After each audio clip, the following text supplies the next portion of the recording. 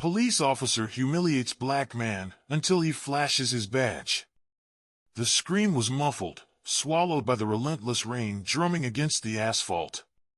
Inside a sleek, black sedan, David, a man sculpted by success and draped in a bespoke suit that whispered of power, gripped the steering wheel. His knuckles were white. The rearview mirror pulsed with the malevolent red and blue of a police cruiser, a predator locking onto its prey. Not just any cruiser, this one felt different. Ominous. "This can't be happening," he murmured, his words barely audible above the storm. He pulled over, his expensive tires hissing in protest against the wet pavement. A shadow detached itself from the cruiser, Officer Miller, a monolith of simmering rage barely contained within a police uniform. His voice, amplified and distorted, ripped through the night. "Driver! Assume the position. Hands on the wheel, where I can see them." The demand wasn't just an order, it was a declaration of war. David, a man who commanded boardrooms and negotiated million-dollar deals, felt a cold knot tighten in his stomach. This wasn't about a broken tail light. This was about something far more sinister. He complied, his movements deliberate, measured. Survival depended on control. Miller stalked towards the sedan, his flashlight a weapon in the gloom, raking across David's face, blinding and invasive. "License and registration. Now." The word hung in the air, thick with barely suppressed hostility. David's every instinct screamed at him to fight back, to assert his rights. But experience had taught him that defiance in this situation could be fatal. He reached into his jacket, the slow movement deliberately non-threatening, and produced his wallet. His heart hammered against his ribs. He offered the documents, his eyes locked on Miller's. Miller snatched the license and registration, his gaze sweeping over David with blatant contempt. Well, look what we have here. Nice car and a fancy suit. A little out of your element, wouldn't you say, in this part of town?" The words were laced with venom, each syllable a calculated insult. David maintained a stoic expression, refusing to give Miller the satisfaction of a reaction. "I was simply passing through, officer." The words were calm, but the air crackled with unspoken tension. Miller scrutinized the documents, a smirk twisting his lips. "David, huh? An attorney, it says." "Seriously? You look more like a—" He paused, letting the unspoken insult hang in the air. "Liability. Get out of the car. Now."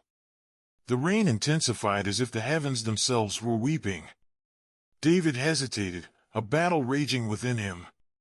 Compliance felt like surrender, but resistance could mean something far worse. He opened the door, the cold rain instantly soaking through his suit, a physical manifestation of the vulnerability he felt. "Spread him against the car," Miller barked, his voice laced with anticipation. David obeyed, placing his hands on the icy metal of his vehicle. Humiliation washed over him, a bitter taste in his mouth. He was a lawyer, a respected professional, yet here he was, treated like a common criminal, simply because of the color of his skin. Miller's pat-down was unnecessarily rough, bordering on assault. "Expensive threads," he sneered, his voice dripping with disdain. "Probably stolen. Don't think I can't smell trouble on you. You think you're too good for this place?" He shined the flashlight directly into David's eyes, blinding him. "Let's try this again. What's a guy like you doing in a neighborhood like this, Mr. Attorney?" David's jaw tightened. The rain blurred his vision, but he could still see the hatred burning in Miller's eyes. This wasn't about enforcing the law. This was about power. Abuse of power. "Am I being detained, officer? Or is this just harassment?" 3 weeks earlier, David sat in his plush, corner office overlooking the city. The rain was a distant memory. Sunlight streamed through the panoramic windows, illuminating the meticulously organized space. He was a partner at a prestigious law firm, known for his sharp intellect and unwavering dedication to justice. He had fought hard to get where he was, overcoming numerous obstacles that stemmed from the color of his skin. He remembered the sting of microaggressions, the constant need to prove himself, the feeling of being watched and judged. His phone buzzed. He glanced at the screen, a text from his mentor, Martha, 60s, sharp, experienced, head of internal affairs. Need to see you ASAP. My office. Intrigued, David walked a few floors to Martha's office. She was a legend in the legal community, a force to be reckoned with. Martha greeted him with a serious expression. David, I have a sensitive assignment for you. She explained that the department was facing a growing crisis of public trust.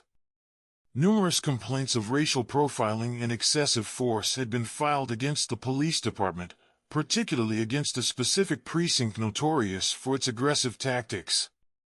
We need someone on the inside, Martha said, her eyes meeting David's.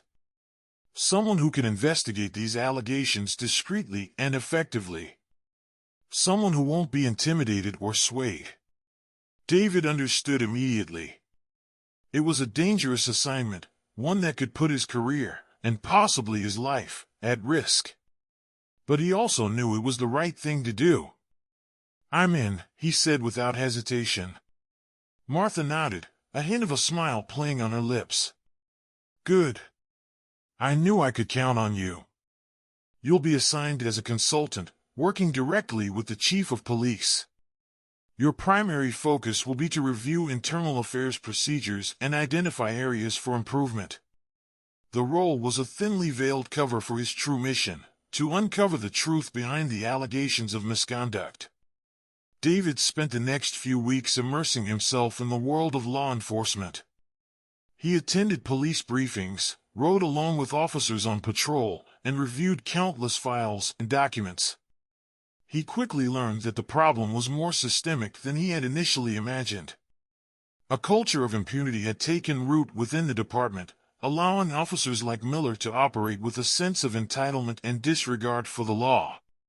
He also learned that Miller had a history of complaints against him, all of which had been dismissed or swept under the rug.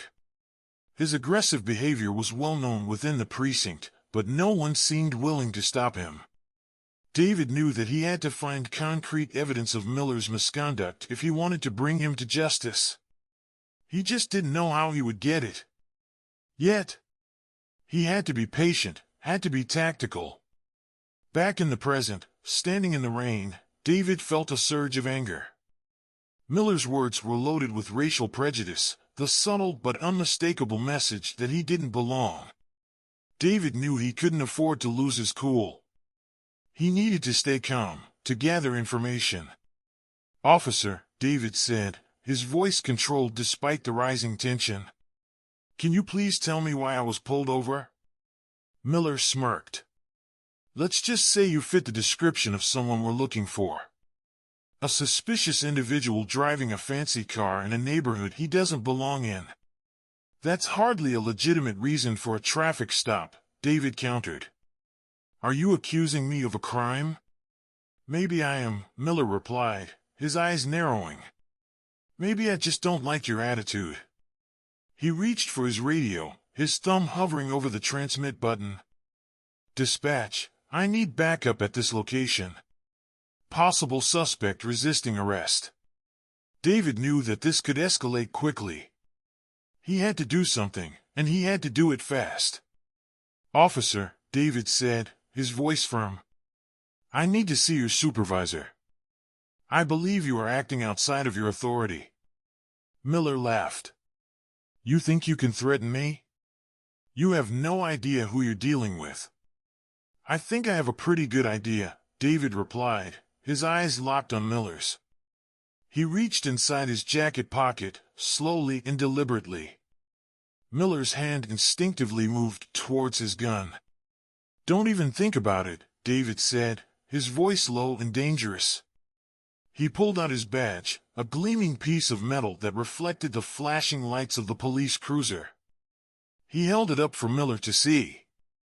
"Internal Affairs," David said, his voice dripping with authority. "I'm here to investigate allegations of misconduct within this department. And right now, you're my primary suspect." Miller's face drained of color. He stared at the badge, his eyes wide with disbelief. The arrogance that had been so evident just moments ago vanished, replaced by a look of fear and uncertainty. Internal Affairs?" Miller stammered, his voice barely a whisper. "That's right, officer," David said, his voice hard. "And I'm not very happy with what I've seen so far." The rain continued to fall, washing away Miller's facade of power. He stood there, speechless, realizing the gravity of his situation. He had just humiliated and threatened a high-ranking official from Internal Affairs. His career was hanging by a thread. I didn't know," Miller stammered. "I swear, I just thought." "You thought what, officer?" David interrupted, his voice icy. "That you could abuse your authority with impunity? That you could target innocent people based on their race and appearance?" Miller remained silent, unable to meet David's gaze. He knew he had crossed the line, and there was no turning back. "Get in your car, officer," David said, his voice commanding. "I'll be in touch." Miller hurried back to his cruiser, his movements clumsy and uncertain. He started the engine and drove away, leaving David standing alone in the rain. David watched him go, his mind racing. He had caught Miller in the act, but he knew that this was just the beginning. He still needed to gather more evidence, to expose the systemic problems within the department. And he knew that Miller wouldn't go down without a fight. The real battle was just beginning. The next morning, David arrived at the police precinct, his presence sending ripples of unease through the ranks. He walked into the chief of police's office, his face set with grim determination. "Good morning, David," Chief Thompson, 50s, weary, politically savvy, said, forcing a smile. "What can I do for you?" "I need to speak with you about Officer Miller," David replied, his voice direct. Thompson's smile faltered. "What about Miller?" "He's one of our best officers." "That's not what I've heard," David said, his eyes fixed on Thompson's. "I pulled him over last night. His conduct was unprofessional, to say the least." He recounted the events of the traffic stop, detailing Miller's aggressive behavior and racial slurs. Thompson listened in silence, his expression growing increasingly concerned. "I'm launching a formal investigation into Officer Miller's conduct," David concluded. "I expect your full cooperation." Thompson hesitated, then nodded slowly. "Of course, David. You have my full support. I want to get to the bottom of this as much as you do." But David could sense the chief's reluctance. He knew that Thompson was more concerned with protecting the department's reputation than with seeking justice. As David continued his investigation, he encountered resistance at every turn. Files went missing, witnesses refused to cooperate, and officers closed ranks to protect their own.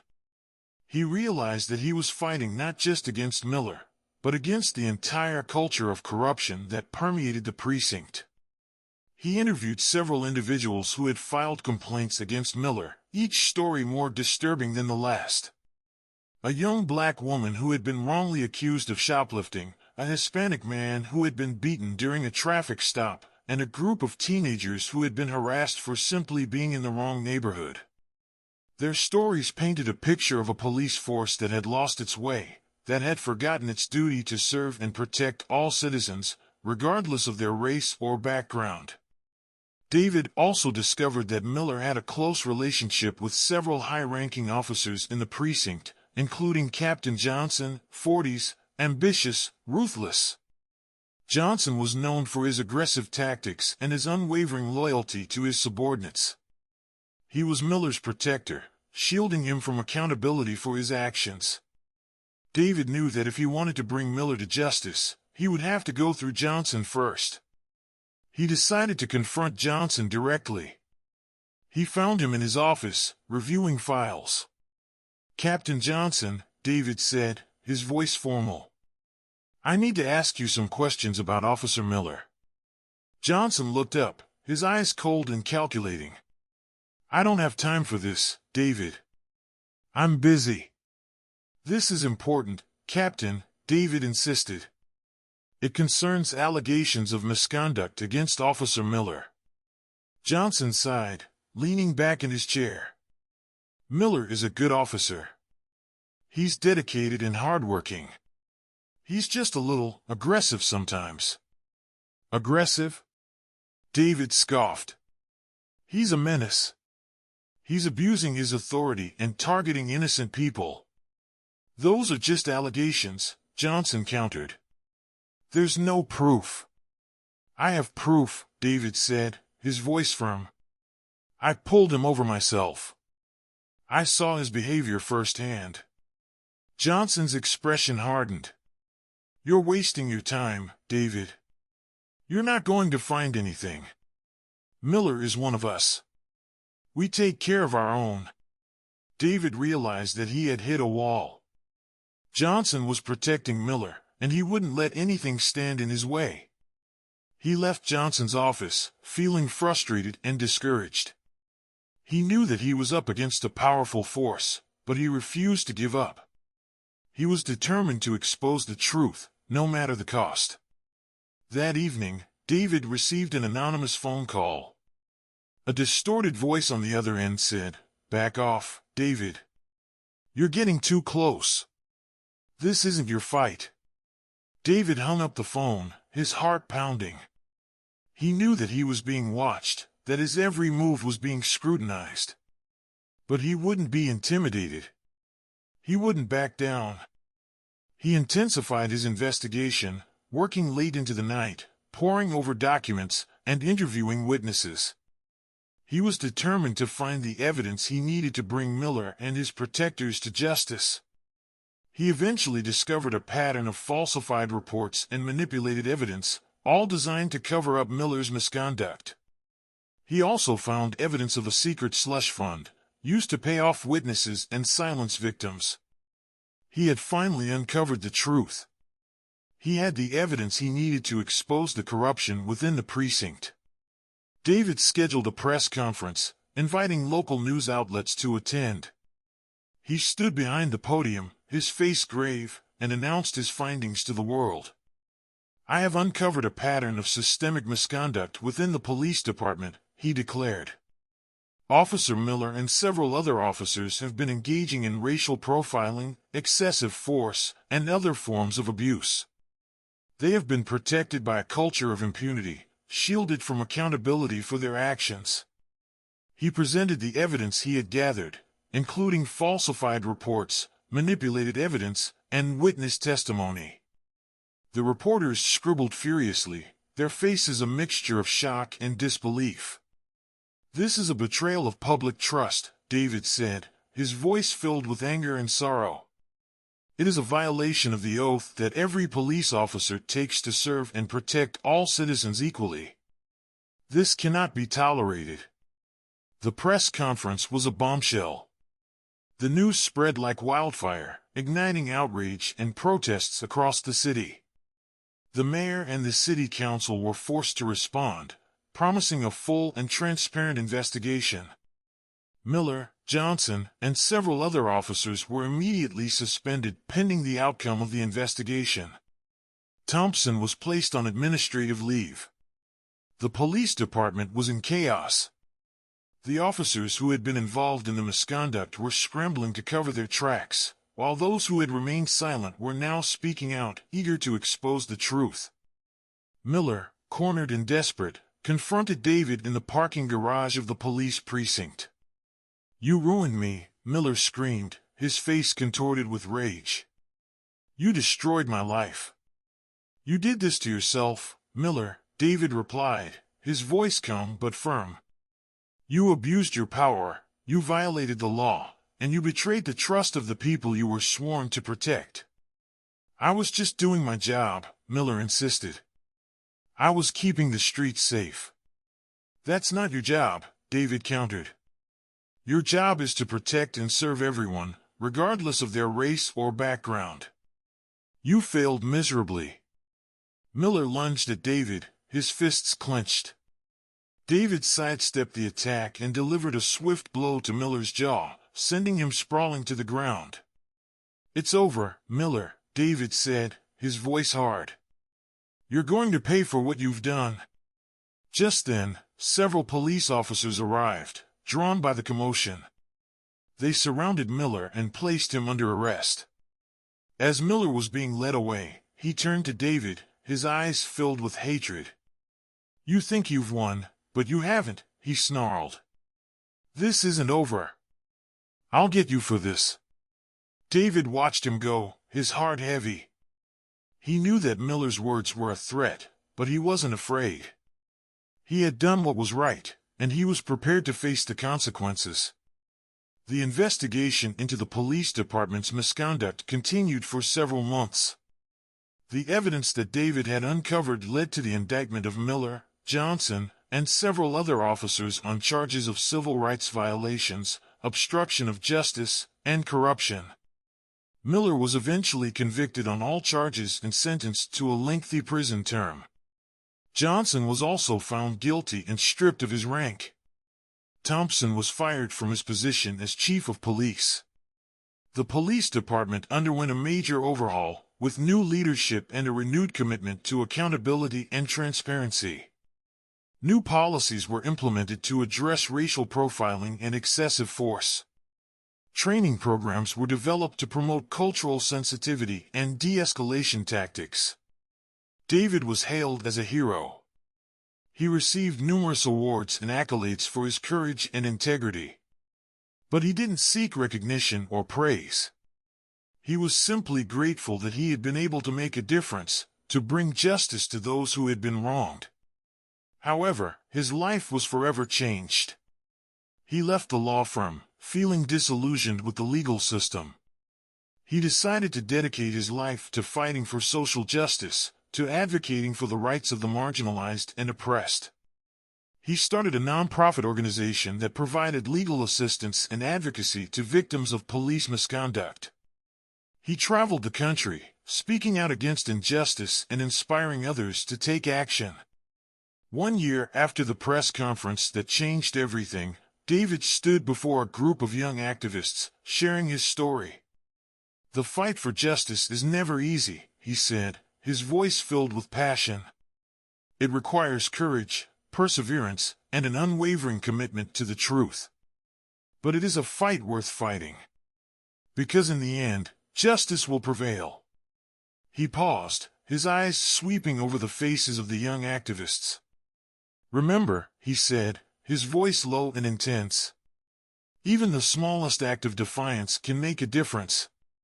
Even the most powerful institutions can be brought to their knees by the power of truth. David had faced corruption and racism within the police force, risking his career and his safety to do what was right. His actions brought about significant changes in the department, leading to greater accountability and transparency. The ending scene shows David visiting Martha in her office. "You did good, David."